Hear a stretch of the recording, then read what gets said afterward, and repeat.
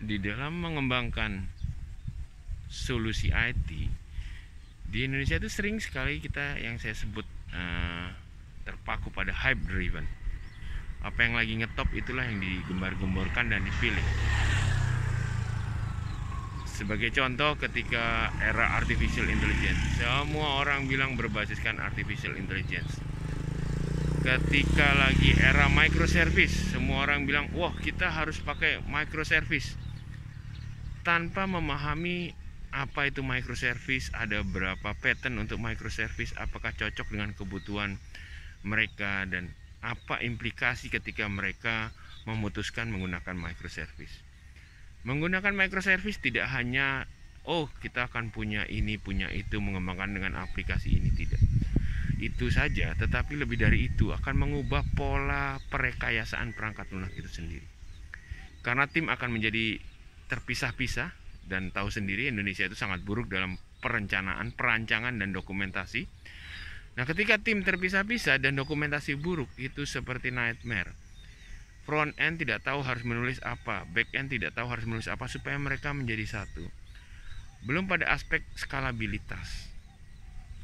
Saya pernah mendengar bahwasanya dengan microservice berjuta-juta akses langsung otomatis bisa ditangani. Tapi seringkali orang lupa service-service itu akan mengakses satu buah database tunggal, sehingga bottlenecknya bukan di servisnya tapi di database-nya itu sendiri. Dan database itu akan mengakses storage, dan ternyata storage-nya lambat sekali. Nah, di sini ketika kita membuat sistem, maka kita harus melihat secara penuh, bukan hanya fitur, bukan hanya hype ataupun yang ada di brosur-brosur iklan, tetapi kita harus memahami dari dasar daripada teknologi itu sendiri.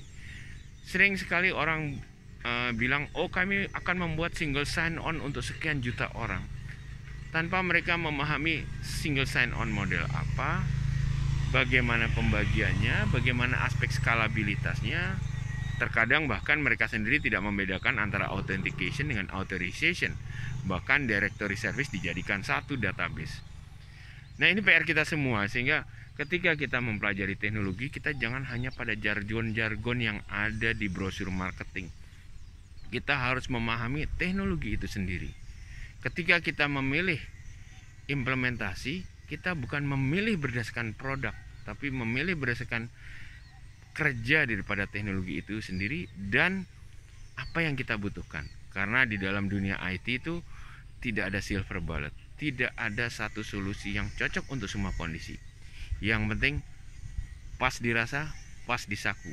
Artinya solusi yang kita pilihkan sesuai dengan kebutuhan yang ada pada organisasi tersebut. Terima kasih.